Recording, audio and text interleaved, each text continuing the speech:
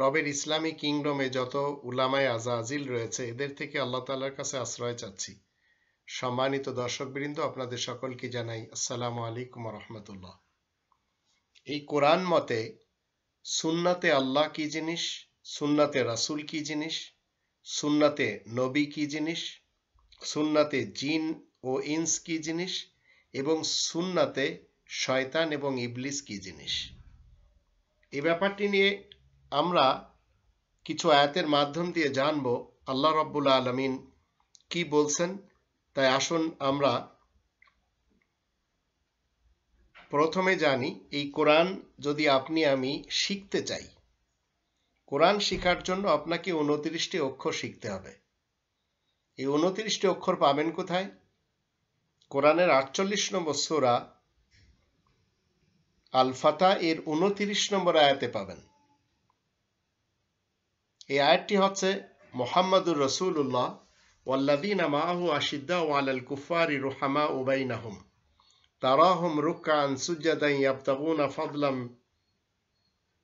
মিনাল্লাহি ওয়া রিদওয়ানা সীমাহুম ফি উজুহিহিম মিন আসারিস সুজুদ যালিকা মাসালুহুম ফিত তাওরাত ওয়া মাসালুহুম ফিল ইনজিল কাযারইন আখরাজা শাতআহু ফাআযারাহু ফাস্তাগলাযা ফাস্তাওয়া আলা সুকি يعجب الزراع ليغيظ بهم الكفار وعد الله الذين آمنوا وعملوا الصالحات منهم مغفرة وأجرا عظيما। এই আয়াতটির ভিতরে, এই একটি আয়াতের মধ্যেই আপনি পাবেন আলিফ, বা, তা, সা, জিম, হা, খ, দাল, জাল, র, জা, সিন, শিন, সদ, বদ, ত, য, আইন, গইন, ফা, কফ, কাফ, লাম, মিম, নুন, ওয়াও, হা, হামজা, ইয়া। এই 29টি অক্ষর এই একটি আয়াতে রয়েছে। এই আয়াতটির অনুবাদ হলো, মুহাম্মদ তো আল্লাহ তাআলার রাসূল, আর যারা তার সাথে সম্পর্ক রাখে তারা কাফেরদের মোকাবেলায় খুবই তৎপর থাকে আর নিজেদের মধ্যে তারা খুবই রহমদিল থাকে। তাদেরকে দেখবে কখনো তারা রুকু করবে, আবার কখনো সেজদা করবে, আর তারা আল্লাহ তাআলার সাহায্য সামগ্রী ও সন্তুষ্টি লাভের জন্য সচেষ্ট থাকে। তাদের পরিচয় পাওয়া যায় সেজদার চিহ্নের মারফতে। তাদের এই গুণাবলী বিশেষ আইনে, বিশেষ সুসংবাদে বিদ্যমান রয়েছে। ঠিক যেমন ফসল বীজ অঙ্কুর বের করে, তারপরে সেটাকে শক্তিশালী করে তোলে, তারপরে সেটা সোজাভাবে দাঁড়ায়, যা দেখে কৃষকের মনে আনন্দ হয়। আল্লাহ ওয়াদা করেছেন তাদের সাথে, যারা তাদের মধ্যে ঈমান আনবে আর নেক কাজ করবে তাদের জন্যই তো ক্ষমা ও বিরাট পারিশ্রমিক রয়েছে। তো প্রথমে আপনাকে এই কোরআন শিখার জন্য এই 29টি অক্ষর আপনাকে জানতে হবে। এই 29টি অক্ষর, এই বর্ণমালা আপনি যখন জানতে পারবেন, এবার কিছু অক্ষর যখন একসাথে মিশবে তখন সেটি হবে শব্দ। এই শব্দকে কোরআনের ভাষায় বলা হয় কালামুল্লাহ। 2 নম্বর সূরা আল বাকারার 75 নম্বর আয়াতে আল্লাহ বলে দিয়েছেন, ইয়াসমাউনা কালাম আল্লাহ। এই আয়াতটির অনুবাদ হচ্ছে, তোমরা কি আশায় রয়েছে যে তারা তোমাদের জন্য ঈমান আনবে অথচ তাদের মধ্য থেকে একদল আল্লাহ তাআলার কালামকে শুনে যাচ্ছে, আর তা বোঝা সত্ত্বেও তারা রদবদল করে যাচ্ছে এবং তারা জানেও। তো কিছু শব্দ, কিছু অক্ষর মিলে যখন শব্দ তৈরি হয় তখন ওই শব্দটি হয় কালামুল্লাহ। কিছু শব্দ মিলে যখন বাক্য তৈরি হয়, কালামুল্লাহ এর ভিতরে আল্লাহ তাআলার শব্দ রয়েছে। এখন কিছু বাক্য যখন একত্রিত হয় তখন সেগুলি হয় আয়াতুল্লাহ। কোরআনের 3 নম্বর সূরা আল ইমরানের 101 নম্বর আয়াতে আল্লাহ বলছেন, ওয়া কাইফা তাকফুরুনা ওয়া আনতুম তুতলা আলাইকুম আয়াতুল্লাহ। তোমরা কেমন করে অবাধ্য হবে যখন তোমাদের সামনে আল্লাহ তাআলার হুকুম পড়ে শোনানো হচ্ছে, আয়াতুল্লাহ পড়ে শোনানো হচ্ছে এবং তোমাদের মধ্যে রাসূল মওজুদ রয়েছে। যে কেউ মজবুতভাবে আল্লাহ তাআলার আশ্রয় নিবে তাকে সরল সঠিক পথ নিশ্চয় দেখানো হবে। তো কিছু বাক্য মিলে হয় আয়াতুল্লাহ, আর কিছু আয়াত মিলে হয় সূরাতুল্লাহ। 24 নম্বর সূরা আন-নূর এর প্রথম আয়াতে আল্লাহ বলেন, সূরাতুন আনজালনাহা ওয়া ফারাদনাহা ওয়া আনজালনা ফিহা আয়াতিন বাইয়িনাত। এই সূরাটিও আমি নাজিল করেছি আর তা ফরজ করেছি, আর তাতে কতগুলো সুস্পষ্ট নিদর্শন নাজিল করেছি যেন তোমরা স্মরণ রাখতে পারো। এখন এই কোরআনের ভিতরে রয়েছে অনেকগুলি সূরা, 114টি সূরা। এই সূরাগুলি মিলে হচ্ছে কি কিতাবুল্লাহ। আয়াত এবং সূরাত মিলে হচ্ছে কিতাবুল্লাহ। 2 নম্বর সূরা আল বাকারার 101 নম্বর আয়াতে বলা হচ্ছে কিতাব আল্লাহি ওয়ারা আযহুরিহিম।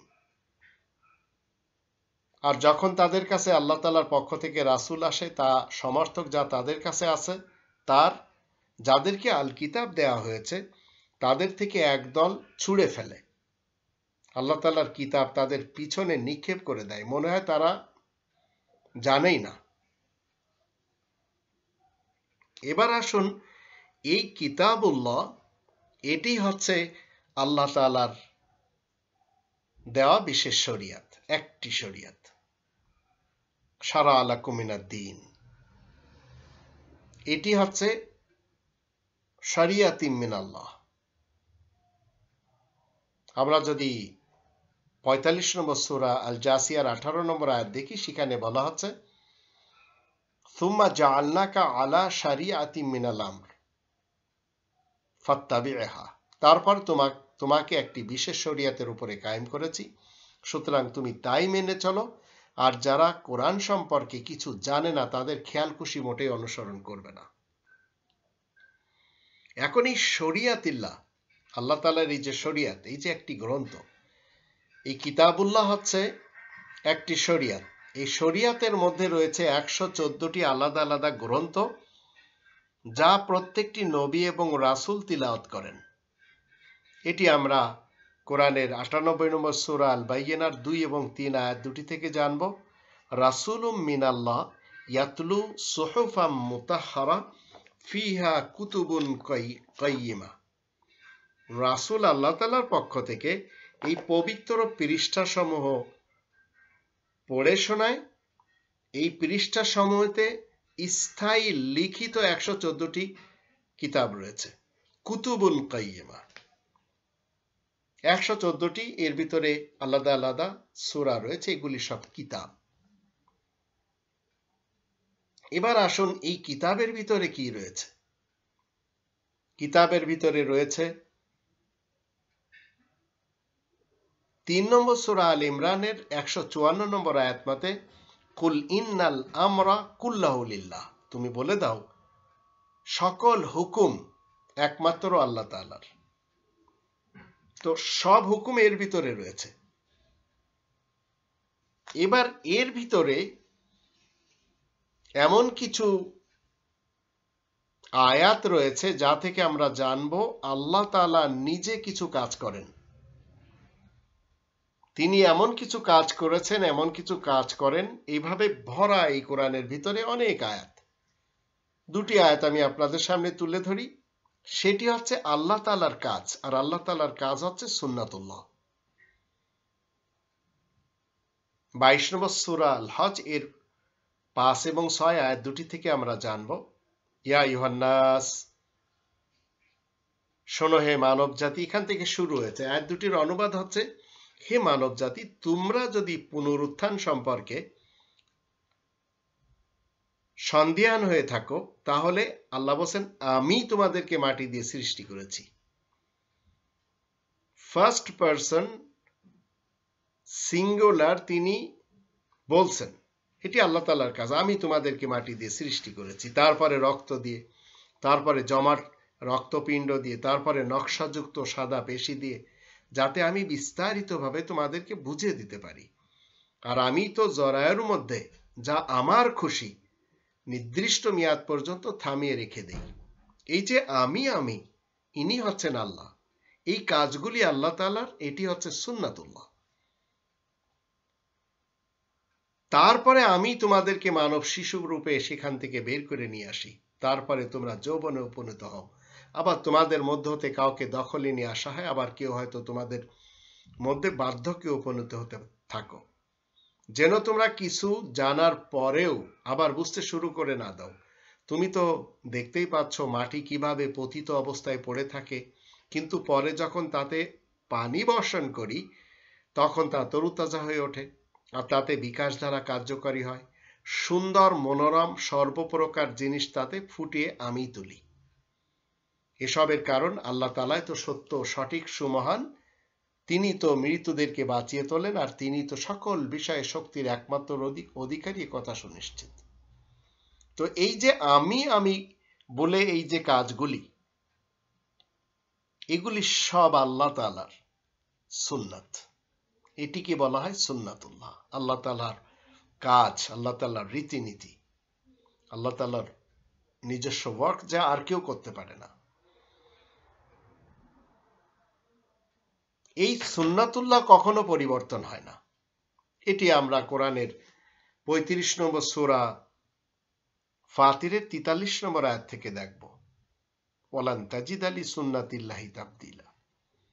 এখানে বলা আছে, দেশের বুকে অহংকার করে বেড়ানো আর অপকর্মের মতলবে ষড়যন্ত্র ও চালবাজি ছড়ানো, অসৎ ষড়যন্ত্রের চাল উল্টা তারই ঘাড়েই শুধু চাপে যে নাকি ষড়যন্ত্র করে যাচ্ছে, আর কারোর উপরে না। তবুও মানুষেরা আগেকার লোকদের রীতিনীতি সম্পর্কে অপেক্ষা করছে। সুতরাং আল্লাহ তাআলার সুন্নাতে তুমি কোনো রদবদল পাবে না, আর তুমি আল্লাহ তাআলার সুন্নাতে কিছুমাত্র নড়চড় দেখতে পাবে না। এখনই সুন্নাতুল্লাহ, আল্লাহ তাআলার রীতিনীতি, আল্লাহ তাআলার কাজ, কোরআন থেকে আমরা দেখলাম। কোরআনের ভিতরে যাবতীয় হুকুমগুলি আল্লাহ তাআলার, রবের কাজও আমরা দেখলাম সুন্নাতুল্লাহ। সুন্নাতুল্লাহ পরিবর্তন হয় না। এর ভিতরে রয়েছে, সুন্নাতুল্লাহর ভিতরে রয়েছে কওলে রাসূলিল্লাহ। কওলে রাসূল এই কোরআনের 69 নম্বর সূরা আল হাক্কা এর 40 থেকে আমরা 43 আয়াতগুলি যদি দেখে নিই তাহলে বুঝতে পারবো এই কোরআনের ভিতরে এই যে 114টি সূরা এবং 6348টি আয়াত রয়েছে, এগুলি সব কওলে রাসূলিল্লাহ। আল্লাহ বলেন, ইন্নাহু লাকাউলু রাসূলিন কারীম ওমা হুয়া বিকাউলি শাইর কলিলাম মা তুমিনুন ওয়ালা বিকাউলি কাহিন কলিলাম মা তাযাক্কারুন তানজিলুম মির রাব্বিল আলামিন। নিশ্চয় এই কোরআন একজন বিশেষ সম্মানিত রাসূলের মুখের বাণী। এই কোরআন কোনো কবির রচনার সাথে না, কিন্তু তোমরা যে তাতে খুব কমই বিশ্বাস করে থাকো। আর এই কোরআন কোনো কাহিনী লেখকের সাথেও না, কিন্তু তোমরা যে খুব কমই চিন্তা করো।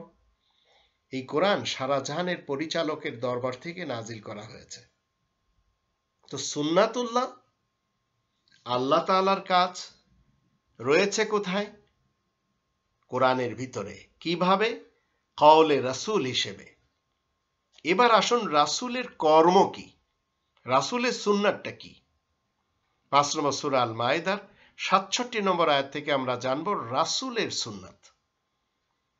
ইয়া আইয়ুহার রাসূল বাল্লিগ মা উনজিলা ইলাইকা মির রাব্বিক ওয়া ইল্লাম তাফআল ফামা বাল্লাগতা রিসালাতা ওয়াল্লাহু ইয়াসিমুকা মিনান নাস ইন্নাল্লাহা লা ইয়াহদিল কওমাল কাফিরিন। হে রাসূল, তোমার রবের তরফ থেকে তোমার কাছে যা নাজিল হয়েছে শুধু তারই তুমি জনগণের কাছে তাবলীগ করো। তুমি যদি তা না করতে পারো তাহলে তো তুমি তার রিসালাতকে পৌঁছে দিতে পারলে না। মানুষের হাত থেকে তোমাকে আল্লাহ রক্ষা করবেন। নিশ্চয় আল্লাহ অবাধ্য কাফের কওমকে হিদায়াত করেন না। তো রাসূলের সুন্নাত কি? আয়াতুল্লাহর তাবলীগ করা। এবার আসুন, নবীর সুন্নাত কি?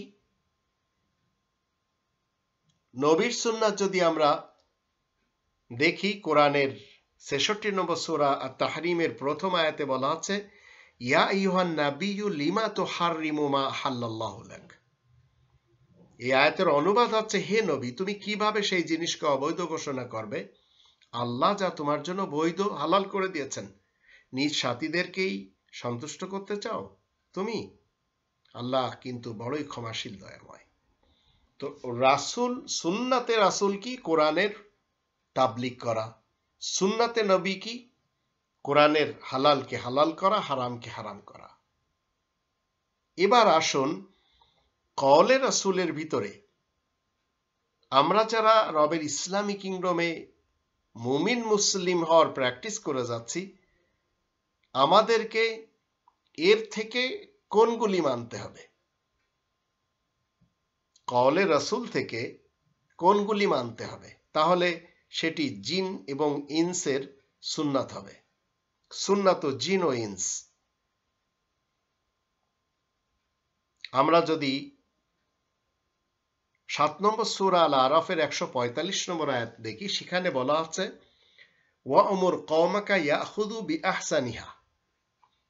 পুরা আয়াতটির অনুবাদ হচ্ছে, আমি তো তার জন্য বিশেষ সিলেটের মধ্যে সব রকমের উপদেশ ও সব জিনিসের বিবরণ লিখে দিয়েছি। মজবুতভাবেই তা আঁকড়ে ধরো আর তোমার কওমকে নির্দেশ দাও যেন তারা সেসবের মধ্যে সুন্দর কথাগুলো মেনে চলে। সবগুলি না, সুন্দরগুলি মেনে চলতে হবে। আমি শীঘ্রই তোমাকে দুর্নীতিবাজদের বাসঘর দেখাবো। তো সুন্নাতে জিন ও ইনস কি জিনিস? 2 নম্বর সূরা আল বাকারার 177 নম্বর আয়াত মতে সুন্দর কথাগুলি, এই আয়াতের অনুবাদে বলা আছে পূর্ব দিকবর্তী কিংবা পাশ্চাত্য দেশকে আইডিয়াল বানানোতে কোনো পূর্ণ হবে না, কিন্তু পূর্ণের আসল কাজ হচ্ছে যদি আল্লাহ তাআলার উপর, কিয়ামতের দিনের উপর, মালাইকাদের উপর, একটি লিখিত গ্রন্থের উপর, সকল নবীদের উপর আস্থাবান হওয়ার পর আল্লাহ তাআলার প্রেমে আত্মীয় স্বজন, এতিম মিসকিন, সত্য সন্ধানকারী, সাহায্য প্রার্থী এবং মুক্তি লাভের জন্য ধন দৌলত ও টাকা পয়সা দান করা হয়, আর নামাজ কায়েম রাখা হয়, যাকাত আদায় করা হয়, অঙ্গীকার ঠিকমতো পালন করা হয়, আর অভাব, রোগ ও দুঃখ ক্লেশের সময় যারা ধৈর্য ধারণ করবে, এরাই তো সেই দল যারা সত্যনিষ্ঠ এবং এরাই মুত্তাকিন। তাহলে এই কাজগুলি আছে জিন এবং ইনসের সুন্নাত। সুন্নাত জিন ও ইনস। এবার আসুন এই উত্তমগুলির বিপরীত কিছু কাজ রয়েছে যেগুলি সুন্নাত ইবলিস ও শয়তান। আমরা যদি কোরআনের 17 নম্বর সূরা বনী ইসরাইলের 61 থেকে 65 আয়াতগুলি দেখি, তাহলে সেই আয়াতগুলির অনুবাদ হচ্ছে শয়তানের সুন্নাত কি, আসুন একটু জেনে নিই। আল্লাহ বলছেন, আর আমি যখন জগতের সকল শক্তিকে আদম তথা মানুষের সামনে ঝুঁকতে বলি, তখন অহংকারী ধোঁকাবাজ ইবলিস মানুষ ব্যতীত সবাই ঝুঁকে যায়। সে বলে ওঠে, আমি তাকেই মেনে চলবো যাকে আপনি মাটি দিয়ে তৈরি করেছেন। সে বলে, আপনি কি দেখেন না যে একে তো আপনি আমার চাইতে মর্যাদা সম্পন্ন করেছেন? আপনি যদি আমাকে কিয়ামতের দিন পর্যন্ত অবকাশ দেন, তাহলে এর সন্তানদেরকে আমি সমূলে নিপাত করতে থাকবো, মাত্র গুটি কতক লোক ছাড়া। আল্লাহ বললেন, তুমি নেমে গেছো। মানুষের মধ্যে যে কেউ তোমার তাবেদারি করবে, তাহলে তোমাদের পারিশ্রমিক হচ্ছে জাহান্নাম, পুরা পারিশ্রমিক। 64 নম্বর আয়াতে বলা হচ্ছে, মানুষের মধ্যে তুমি তোমার সঙ্গীত শাস্ত্রের মাধ্যমে, তোমার আওয়াজের মাধ্যমে আর তোমার মতবাদের মাধ্যমে এবং তোমার শক্তি দিয়ে পথভ্রষ্ট করতে পারবে। মানুষের মাঝে তুমি ধনসম্পদ এবং তাদের সন্তান সন্ততিতে তুমি শরীক হয়ে আল্লাহ তাআলার আইন ছাড়া অন্য আইনের সাহায্যে তাদের সাথে ওয়াদা করতে থাকবে। আসলে শয়তান যেসব ওয়াদা করে তা ধোঁকা বইতো নয়। 65-তে বলা হচ্ছে, এই কথা ঠিকই, আমার বিশেষ বান্দাদের উপর তোমার কোনো জারি জুরি কর্তৃত্ব টিকবে না, তোমার রবই কার্যকরী হিসেবে যথেষ্ট। এইগুলি হচ্ছে ইবলিস এবং শয়তান এবং তাগুতের সুন্নাত। এগুলি তারা করে। এখন আপনি রবের ইসলামী কিংডমে যদি সুন্নাতুল্লাহকে প্র্যাকটিস করতে চান, তাহলে আপনাকে কি করতে হবে? আল্লাহ তাআলা আমাদেরকে যে অর্ডারটি দিয়ে রাখলেন, ওয়া'মুর কওমাকা ইয়াখুযু বিআহসানিহা, এর ভিতরে উত্তম যেগুলি রয়েছে, আপনার আমার জন্য কল্যাণ যা রয়েছে, সেগুলি মেনে চলতে হবে। তাহলে সেগুলি হবে আপনার আমার সুন্নাত। কিন্তু এই সুন্নাতুল্লাহ থেকে, এই কোরআন থেকে যদি আপনি মনে করেন যে আমাকে ইতিহাসের মোহাম্মদ ইবনে আবদুল্লাহ ইবনে আব্দুল মুত্তালিব বিন হাশিমের সেই কথিত সুন্নাত, যা মানুষের লেখা রিওয়ায়াত এবং ফিকা আর উসুল আর ইজমা এবং কিয়াস, ফয়জান এবং ফাজাইলের গ্রন্থগুলি পড়ে সেখান থেকে চয়ন করে নিয়ে সেই মতে চলতে হবে, তাহলে আপনি চলে গেলেন সেই ইবলিস এবং শয়তানের সুন্নাতের দিকে। কারণ প্রত্যেকটি নবী এবং রাসূল এই কোরআন মতে কি করেছেন? কাজ করেছেন, কোরআনের প্র্যাকটিস করেছেন, মানুষকে অন্ধকার মতবাদ থেকে আলোর মতবাদে নিয়ে এসেছেন এই কোরআনের মাধ্যম দিয়ে। 14 নম্বর সূরা ইব্রাহিমের প্রথম আয়াত তার প্রমাণ। আর আল্লাহকে যখন আপনি আমি বন্ধু হিসেবে বানিয়ে নিতে পারবো, তখন তিনি অন্ধকার মতবাদ থেকে আলোর মতবাদে নিয়ে আসবেন। 2 নম্বর সূরা আল বাকারার 257 নম্বর আয়াত তার প্রমাণ। এভাবে আমরা কোরআনে সব কিছু খুঁজে পাবো, এর বাইরে যেতে হবে না। কিন্তু যদি আপনি মনে করেন যে এই পৃথিবীতে অনেক মালদার হবেন, অবৈধভাবে আপনি মাল দৌলত অর্জনের চক্করে থাকবেন, তো আপনি একজন ইবলিস এবং শয়তান মানুষ। তাই আপনাকে রিবাখোর হিসেবে এই পৃথিবীতে বসবাস করতে হবে। আর আপনার বিরুদ্ধে আল্লাহ এবং তার রাসূলের পক্ষ থেকে যুদ্ধের ঘোষণা দেওয়া হয়েছে, এই যুদ্ধের ফল পাওয়া যাবে পরকালে। এখন আপনাকে চিন্তা করতে হবে, আপনি বিএনপির সাথে কিংবা আওয়ামী লীগের সাথে বা তাদের দলের কেউ হয়ে রিবাখোর হতে চান, আপনার ব্যাপার। কিন্তু রিবাখোরেরা অন্তত শয়তান এবং ইবলিস মানুষ হয়ে রহমানের বিরুদ্ধে পাঙ্গা নিয়ে চলে। রহমানের বিশেষ বান্দা যারা রয়েছে, মুমিন মুসলিম, এদের ধারে কাছে এরা আসে না। তাই আল্লাহ বলেন, ফাইল্লাম তাফআলু ফাআযানু বিহারবিম মিনাল্লাহি ওয়া রাসূলি। 2 নম্বর সূরা আল বাকারার 275 থেকে 279 আয়াতগুলি আমরা দেখে নিতে পারি। সরাসরি আপনি কোরআনকে শেখার চেষ্টা করুন এবং আপনার নিজের ব্যক্তিত্বের কাছে জিজ্ঞেস করুন কতটুকু কোরআন আপনি মানেন। শুনলে কোনো লাভ নেই, শোনার জন্য নামাজ যথেষ্ট। তবেই তো এই কোরআনের 7 নম্বর সূরা আল আরাফের 204 নম্বর আয়াতে আল্লাহ বলেন, ওয়াইদা কুরিয়াল কুরআনু ফাসতামিউ লাহু ওয়া আনসিতু লাআল্লাকুম তুরহামুন। যখন কোরআন পাঠ করা হয় তখন মনোযোগ সহকারে শুনবে এবং চুপ থাকবে, যেন তোমাদের উপরে রহম করা যেতে পারে। তো এটি আমরা 5 ওয়াক্ত নামাজের ফজরের সময়, মাগরিবের সময়, ঈশার সময় শুনতে পাই। যোহর আসরে আমরা নিজেরা পড়তে পারি।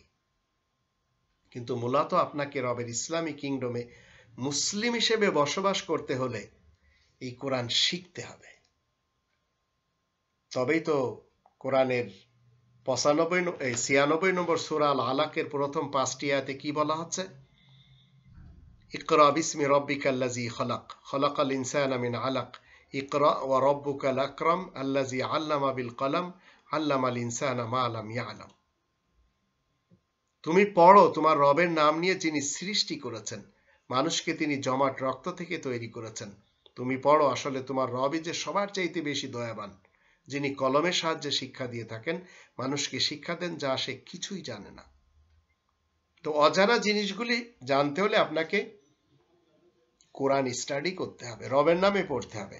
কারোর মাহফিলে যাবেন, কারোর খানকাতে যাবেন, কারোর আস্তানাতে যাবেন, সেখান থেকে কোরআন শিখতে পারবেন না। কিন্তু আপনাকে কোরআন শেখার জন্য স্টাডি করতে হবে। আপনি যদি না জানেন, একটি সূরার একটি আয়াতের ভিতরে 29টি অক্ষর রয়েছে, খুব সহজ এই গ্রন্থ। এত সহজ তো আমাদের মাতৃভাষাও না। আর মজার জিনিস হচ্ছে, এই কোরআন পৃথিবীর কোনো জাতির ভাষাতে আসেনি। যদি মনে করেন আরবদের ভাষায় এসেছে, তো আরবদের ভাষায় আসেনি এটি, কারণ কোনো আরব কোরআনের ভাষা জানে না। কোরআনের 12 নম্বর সূরা ইউসুফের 2 নম্বর আয়াতে বলা হচ্ছে কুরআনান আরাবিয়ান, পঠিত যে গ্রন্থ সেটি খুব সহজে বুঝি আসে। আরাবিয়ান মানে অতি সহজে যেটি বোঝা যায়। তো আসুন আমরা সবাই মিলে এই 29টি অক্ষর আয়ত্ত করে নিই, তারপরে কিছু শব্দ, তারপরে কিছু বাক্য, তারপরে কিছু আয়াত, তারপরে সূরা, তারপরে কিতাবুল্লাহ, তারপরে শরিয়াত, তারপরে আল্লাহ তাআলার হুকুম আহকাম সব আমরা জানতে পারবো। কিন্তু আপনাকে পড়তে হবে। যদি আপনি কোরআন ছেড়ে, কোরআন থেকে চক্ষু বন্ধ করে যদি মনে করেন যে অমুক তমুক পীর, অমুক তমুক বক্তা, অমুক তমুক হুজুর, অমুক তমুক কি বলে স্কলারের পিছনে গেলে আমি সবকিছু শিখতে পারবো, কিচ্ছু শিখতে পারবেন না। আপনাকে পড়তে হবে, আপনাকে পড়াউল্লাহ হতে হবে, শোনাউল্লাহ হলে হবে না। শুনলে কোনো লাভ হবে না, আপনাকে পড়াউল্লাহ হতে হবে। আপনি আল্লাহ তাআলার জন্য পড়েন। পৃথিবীর মুসলমান, শিয়া, সুন্নি, সালাফিরা এত বেশি পথভ্রষ্ট কেন? কারণ এরা পড়াচ্ছে থেকে খুব বেশি গাফেল। এরা শোনাটা খুব পছন্দ করে। আজ এই বক্তার, কাল অমুক বক্তার, পরশু তমুক বক্তার, শুনতে খুব আনন্দ পায়। আর এদের সামনে যখন আপনি সত্য কথাগুলি কোরআন থেকে তুলে ধরবেন, তখন এরা কমেন্টে খুব গালিগালাজ লিখতে জানে, কারণ তার মতের বিরুদ্ধে যাচ্ছে। এমনকি আমি যে কথাগুলি আপনাদের সামনে তুলে ধরি, আপনারা কোরআনের কথাটি না জেনে, না শুনে আমার ব্যক্তি জীবনের উপরে কি করেন? নিজেদের যে গার্বেজ খেয়ালগুলি আপলোড করেন। এমন এমন কমেন্টসে এমন এমন কথা লেখা হয় যেগুলি আমি শুনে খুব হাসি, কষ্ট পাই না, দুঃখ হয় না, কিন্তু হাসি পায়। কারণ আমার কওমকে তো আমি ভালো জানি। যে কথাগুলি দেখা গেল আপনার পক্ষে যাচ্ছে, আপনি আমাকে ভালো বলবেন।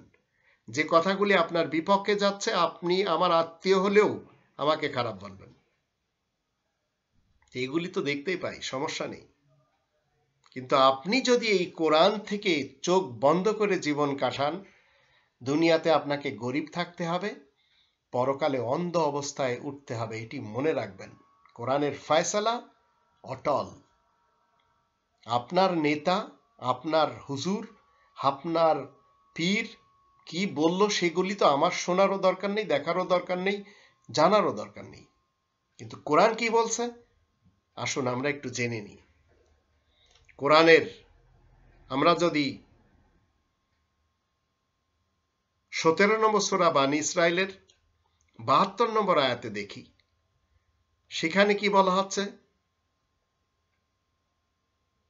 ওয়ামান কানা ফি হাযি আমা ফাহুয়া ফিল আখিরাতি আমা ওয়া আযাল্লু সাবিলা। এখন যারা রবের ইসলামী কিংডমে এই কোরআন থেকে কি থাকবে? অন্ধ সাজবে। যে ব্যক্তি জগতে কোরআনের বেলায় অন্ধ থাকবে, আখেরাতেও সে অন্ধ হয়ে উঠবে আর সরল পথ থেকে অনেক বেশি বিভ্রান্ত হয়ে পড়বে। এ হচ্ছে আল্লাহ রাব্বুল আলামিন বলছেন 17 নম্বর সূরা বানী ইসরাইলের 72 নম্বর আয়াতে। এবার আসুন 20 নম্বর সূরা তহা এর আয়াত নম্বর 124, 125, 126 এই আয়াতগুলিতে আল্লাহ কি বলছেন? ওমান আ'রাদা আন যিকরি ফাইন্না লাহু মাঈশাতান দানকা ওয়া নাহশুরুহু ইয়াওমাল কিয়ামাতি আমা ক্বালা রাব্বি লিমা হাশারতানি আমা ওয়া ক্বাদ কুনতু বাসীরা ক্বালা কাযালিকা আতাতকা আয়াতুনা ফানাসিতাহা ওয়া কাযালিকা আল-ইয়াওমা তুনসা। যে কেউ আমার কোরআন এড়িয়ে যাবে তার জন্য বড়ই সংকুচিত রুজির ব্যবস্থা থাকবে, আর কিয়ামতের দিন সে অন্ধ অবস্থায় হাজির হবে। তখন সে বলবে, হে আমার রব, আমাকে কেন আপনি অন্ধ অবস্থায় হাজির করলেন? আমি তো দুনিয়াতে সব জিনিসই দেখতে পেতাম। আল্লাহ বলবেন, এভাবেই তোমার কাছে আমার পক্ষ হতে শান্তির আয়াত সমূহ পৌঁছেছিল, কিন্তু সেসব তুমি ভুলেই বসেছিলে। তেমন আজকে তোমাকেও ভুলে যাওয়া হচ্ছে। এবার আপনি চিন্তা করুন কোন দিকে যাবেন। সুন্নাতুল্লাহ আপনার সামনে 5 প্রকার। সুন্নাত 5 প্রকার। এক প্রকার হচ্ছে সুন্নাতে আল্লাহ, এক প্রকার হচ্ছে সুন্নাতে রাসূল, এক প্রকার হচ্ছে সুন্নাতে নবী, এক প্রকার হচ্ছে সুন্নাতে জিন ও ইনস, এক প্রকার হচ্ছে সুন্নাতে ইবলিস ও শয়তান। তো সুন্নাতে ইবলিস ও শয়তানের পিছনে যদি আপনি যান তাহলে দুনিয়ার জীবনও আপনার শেষ হয়ে গেল, পরকালে অন্তত যাতনা থেকে কখনো বের হওয়া যাবে না। আল্লাহ আমাদের সবাইকে তৌফিক দান করুন, আমরা যেন সব সময় ইবলিসের এবং শয়তানের সুন্নাত থেকে দূরে থাকতে পারি।